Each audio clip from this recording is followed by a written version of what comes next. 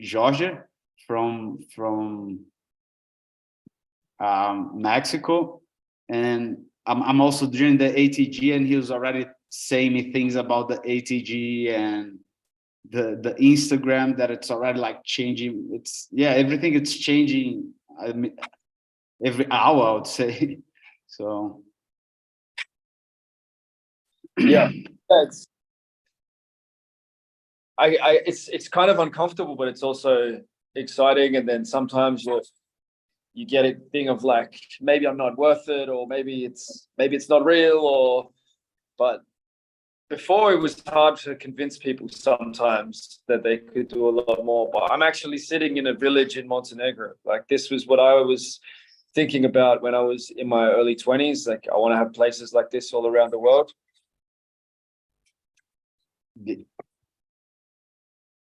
Yeah. And it's like, at some point, there's no guessing anymore. It's not a question. They can't really argue against it. So yeah, it's good, and just keep coming back to, what is it that you really want? What would you do if you weren't scared? And but take the next step. We got to get this. I want you to get 10 men who you're going to get to the blue belt faster, or get comfortable in the gym. That also helps when you have like your next little step. Then you also see for yourself, okay, well, yeah, if I can help 10, then I can help 100, and if I can help 100, then I can live anywhere I want. Yeah. I wrote down some questions about what I've been doing, and see your thoughts about. The first thing is about the training.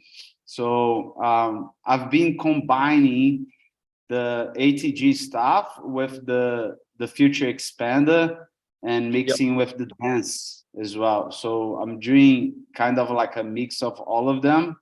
Yeah. And I have the thing is, I already work with what I love. Sorry. So I have freedom of time. So I teach basically 3-4 hours a day. Yeah. And I can train. So today I already did, I think, 2 sessions of it. And I think I'm going to go again on the afternoon. Yeah. It comes back to what do you want, Davi? Like, what do you want with your training? I have a plan there for you that makes you into somebody very, very unique. If you get to do handstand push-ups and one-arm chin-ups, and you can build a business purely around being good at the training system that I teach, because it makes you a freak, So, but you're already a freak in BJJ, so it's different for if somebody comes to me and they're not good physically, then I turn them into their own product, Yeah. But you already kind of have a product as well, and so you can go further with it if you want. It's it's what you want, but it's also what's going to be good for the business that you also want. Is probably the best way to think about it, So what's going to help for your business to be able to show guys in BJJ, okay, yeah, Davi's different. Maybe it's more mobility stuff, potentially like being able to get your arms and legs into positions that other guys can't. So the ground game with your legs, and not getting tapped out, like seems like because you have healthy shoulders and elbows. That stuff seems like how you can leverage your strength training to give you a bigger advantage in business. Does that make sense? Yeah. Totally sense. I would go at stuff like that. There's an exercise we do. I can go in the gym here if you want, but there's an exercise we do, like hanging off the bar, kind of like the German hang, but with the instead of being supinated, instead of being pronated, you do it with the supination, and puts a lot of tension on the biceps and the elbows. I would say most BJJ players initially would feel really uncomfortable with it, but they'll identify, okay, yeah, this is going to help. So yeah, things like that would make sense to me, to incorporate in your training. And then and then that becomes more your part of your product or part of the bonuses. Like, hey, these are 5 positions BJJ guys can use to dap out less often or get out of a scramble, and it's it's a big hole in jiu-jitsu, the injury part of it. So like every time that I go to Brazil, it's freaks me out. You go like in these gyms and there is a bunch of kids that are super tough and they, you know, like they can handle pressure, but man, they get to 20, 25 with 10 surgeries. Yeah. Like, you know, man. Yeah. Yeah. Yeah, there's big opportunity with that. And the way we're doing strength training, really the concept of the short range and the long range, I think it makes so much sense for BJJ. Have you studied the range method content? I'm diving into it now, but I've been doing ATG for 2 years now, and I'm doing the certificate 1. So I'm about to finish the certification 1. Very good. Yeah. So yeah, you went through law. Your parents were probably really proud of you getting to that, and they probably invested in your education, I guess, because it's more private in Latin America generally. Yeah. So how do you feel about like that you went down the path of, do you feel like you took a not serious thing, or, you know, do your parents feel happy that you went this way, or how do you? Looking back now, I felt that I lived like a Peter Pan life. I had the identity of the students, but I was doing nothing for that, and all that matter was for my mom when I gave her the degree, and I don't even know what the degree is. Like right after I said, like, I know that this is not for me. I don't want to be these corrupt lawyers, 40 years old, fat, alcoholics, and I'm gonna go in an adventure. And this is what took me to Australia in the first place, you know. So how did your parents feel about that? So I only have my mom. I lost my dad when I was 10. My mom was super afraid because I was leaving Brazil. Yeah. But she supported me, and she always supported me. So yeah. Has she been to Australia? Yeah, so she tries to come every year. So she's been here like 5 times. Yeah. And whenever can, I go back there, visit her as well. Yeah. But even I was the same, man. Like I went through university, I was wanting to go to the Olympics for sport, but it is kind of that Peter Pan thing, living with my parents. But then when I went and traveled, it still wasn't really growing up. Like I avoided responsibility until in my 30s. And like the decision to really do well in business came pretty late for me, and to do the best I can and really commit. Like I do well in some things, but I don't know. Do you feel like you've really been trying in outside of your BJJ? Like, or do you have that feeling as well of you could do a lot better? 100%, and I think that's the anxiety that was in me, you know. It's almost like if I'm back on that, I don't know, that movie that just repeats itself every day. I'm coming here and teaching. Groundhog Day, yeah, and then I'm teaching, not getting out of the place, and I'm the best one in the gym, and I kind of hate this because I really like jiu-jitsu, because I got there and I was smashed by a guy 30 kilos lighter than me, you know. That was like, the fuck, I don't know when I'm gonna get there, but one day I want to at least get close to that.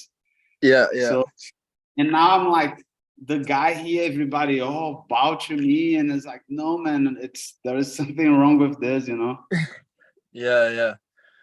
So you want to, maybe you feel a little bit of that again coming into Uncommon Success. And you know, I want you to be like listening to you and hearing who you are and what you've done. like you can really be like one of these stories like Nico and Ben and Lucas. And I think you kind of recognize that not everybody who comes into Uncom is going to be like that. They can get to 10 grand a month and they can have a nice life, but not everyone's going to change the world, you know, or at least it's going to take them a lot longer, and it's more of a mystery. Where with you, it's like, no, this guy, if he's going to show up and he's going to work, like he's going to change the world. And that's, some people get scared by that as well, because it's like, oh fuck, like now I see I can, am I going to do it, or do I step back? You know what I mean? It's like that thing of big power, big responsibility. Maybe you see again, like BJJ, okay, I don't really know how to do a lot of this stuff, but I see these guys are doing it. They're making 50 grand a month. They're traveling the world. They got villages. Like, yeah. It's the same feeling, to be honest, the same feeling, but way wider, because there are like so many areas that I'm like, it's not like the fighting, you know, it's like, yeah, all the different areas that I'm in the bottom and I'm seeing the guys getting there. Yeah. Yeah, but it's step by step, skill by skill. It's the same thing, but for me, it's like it's a more real game. I think like football is like a psyop, you know. So you focus on football for your life. You watch your team, you play, and then you don't make it, so you watch your team, and that's how you live your life, and you live through the football. But really, a man is programmed to get land and to secure the future of their children and the children's children, and make sure they have enough cows and enough, you know, like we're deeply programmed. Okay, we need to protect our land, and we need to be around other brothers and other men who are going to fight, so that our genes continue. Like, this is on a primal deep level. We're programmed to feel like that, and we get distracted with these little games because there's a big game to play, and they don't want us to play the big game. I don't know who doesn't want us to, but for sure they don't want us to play. They want us just to watch the TV and then, you know, drink the beer. But once you start playing the real game, it's even more fun than sports. Like when you're in this game, it's and you still train. Like we still train, and the physicality is still there, and we compete. But and I respect the BJJ. Like, it's tough sport, and maybe one day I'm gonna get into it a bit. But like I wrestled a bit, and I worked with rugby. I know like tough man and tough situations, and you know, I have big respect for it. You know, I'm not disrespecting it, but there's a bigger game that's like multi-generational and all through time that you're kind of stepping into. And you can feel this primal thing. One thing that I try never to shut down, although many times I try to shut down, it's like an inner voice saying to me that whatever I'm doing or living at the moment, it's wrong or right. It's wrong, you know. So during the university years was the partying, the drinking, and then gets to a point that this is wrong, this is not how you should be living. Even though you don't know, go outside of that, you know, like try something different. You know, Australia was that for me. Is like, man, I don't know what I want. I really don't know, but I'm gonna get out of my mom. There was like a job career for me. Because in Brazil, if you know 5 people, 10 people that are influential, they lay down the path for you. You don't even need to be competent, you know? And I was like, no, man, I want to live that way. And on the public service, I did some trainee programs. Every single guy that is considered like successful in that area, there was one counting the days for retirement. It's like, how you live it like this, man? Like every day there was someone. Now there is 10 years, 15 years, 10 years. It's like crazy.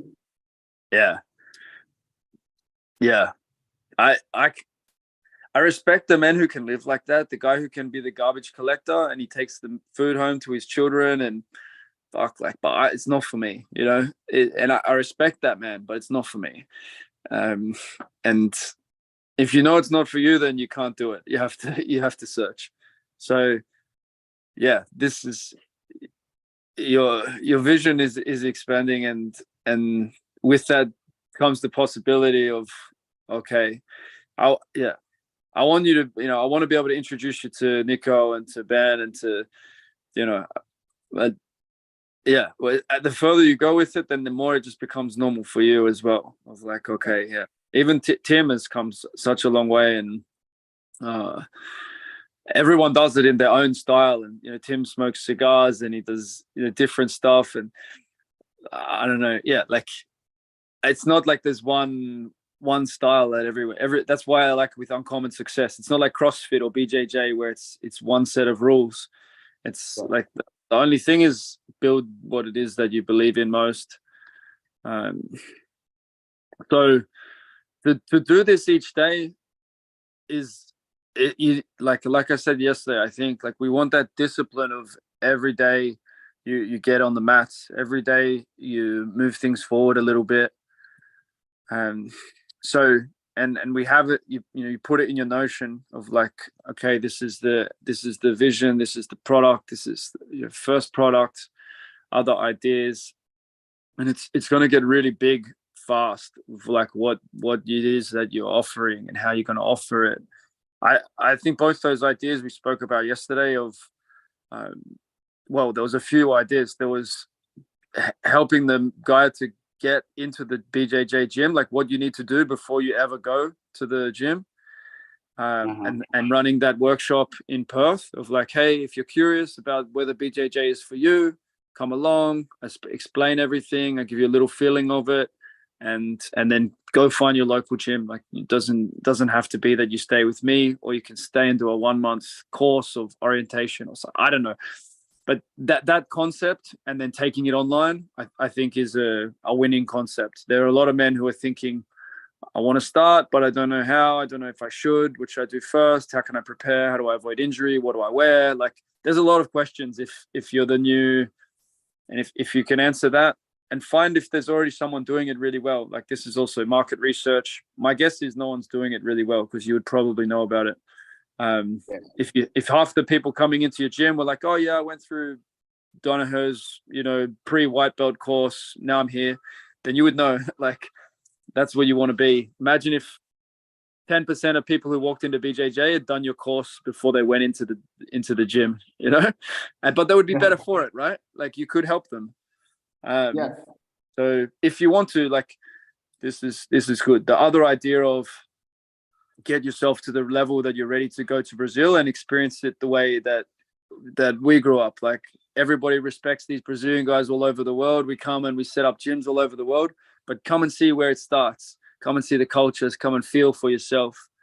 And in rugby, like you have to go to a real rugby nation and be part of, like people want to get into one of those kind of teams in New Zealand or Australia. And then you really know if you're an Argentinian player or if you're, so that I think I really think that's I mentioned that to someone else and they were like, oh yeah, fuck yeah, that'd be amazing. And then what you said as well of like how to get from white to blue faster, that's an amazing product as well. So you started going, but you're not sure if you're getting exactly the coaching that you want. And if you can do some study in the background so that when you show up, you just all of a sudden, a lot more stuff and you're surprising guys, like for sure, there's a lot of men get obsessed with it once they start, right? Of like, okay, I need to know everything. And so if you can be the back end for that, the secret weapon, like the black book of BJJ or something, the black book of BJJ secrets, and then it's you take them through and they're surprising the other guys at the gym. For me, these are all beautiful things, and they open up the next steps of what you might do with your life. And you might end up like Ben Patrick. His thing was to get guys dunking again, right, and playing basketball. And then at some point he's like, all right, like he started making a lot of money and helping a lot of people, and he's like, okay, I'm gonna start Common Sense University and it's my children are going to go through it. It's going to be 10 years. They're going to be finished when they're 15. They're going to get real work experience. They're going to already have a business when they leave. They're going to know how to do their taxes. It's not going to take them 20 years to start their adult life. That's his vision. And he sees that as a bigger, better product than ATG. So he's planning on another business that does more than $1 million a month. That was the turning point for me of like, fuck, if he's planning on $2 million businesses, like plus a month, I got to make some bigger plans, man. That was like a real kick up the ass for me. That was just earlier this year when I'm sitting with him. We had 5 days together at a hotel in California. Our families playing together and everything. When he said that, I was like, man, I'm thinking too small. So yeah, you might have other stuff as well, and that's okay too. And you can tell me about that, or you can think about that of like, oh, what I really like to do is like put a university next to one of these favelas and take some kids and really like commit, or I don't know, like anything craziest, whatever that you can think of, farming, or generally guys think about education, farming, like kind of solving challenges all the time, like the accommodation, housing kind of thing as well, like the villages, but whatever interests you, man, like that's the dream for me, is that you get to the point where it's like, okay, I got shitloads of money now, what am I going to do that's going to be more fulfilling? And yeah, even think about the men you want to meet, like if you want to roll with Jocko Willink, or who are the people that would be like, yeah, this is going to be good for my brand, it's going to be good for my heart, experiences I want to have. Start writing that stuff down as well. Like with Ben Patrick, it was like, who would you have to be to go on Joe Rogan? I kept asking him and talking to him about it, and then a year and a half later, he was on Joe Rogan. And so BJJ is good because it's strong connections and community. Like, do you start a podcast and interview all the top guys, tell them about their stories? I don't know. Like you decide what's fun for you, but. Yeah, it's top and bottom. Like, what's the next little step? And then having that bigger vision is really gives it all meaning as well. And it's going to take some time, but we got 2 more minutes. You talk instead of me. I want to hear from you. Man, I just want to thank you. Like, I'm super excited, and I'm really keen to put the hours and level up and have a conversation in the same level as you guys. And I'll get there. You will, 100%, man. Like that's what. And I'm on your team, and I want you to win as well. So don't feel like you can't talk to me or something. Like, my goal is black belts in what I do. I want more men like Nico and Ben. And if you show me that you're one of them, like, I'm here. That's what I do. So the Discipline Action Brotherhood is an easy way to do that, and you'll find other men there who can help you. Michael's often on there. He's on there at the moment. I think he's on there all the time. The one that I told you that his son is top level, competing in Texas and from Sweden, Michael Alpang. But he's building that AI software around the step by step. Like, I always want guys to go fast, but ultimately you're the boss. If you want to go fast, I'm with you. If it's like, I need to something come up, okay, guys come and go fast, go slow. You're the boss. Like, that's the thing with this journey as well. Like, I'm not going to be your mother. It's your journey, but I'm here to help on anytime there's a challenge, or if there's you're looking for ideas. I've always got ideas of next little product or solution or lead or. Awesome, Keegan. Thanks for the time, eh? Good to speak. We speak again soon. Yeah, talk to you soon. Bye. Bye-bye.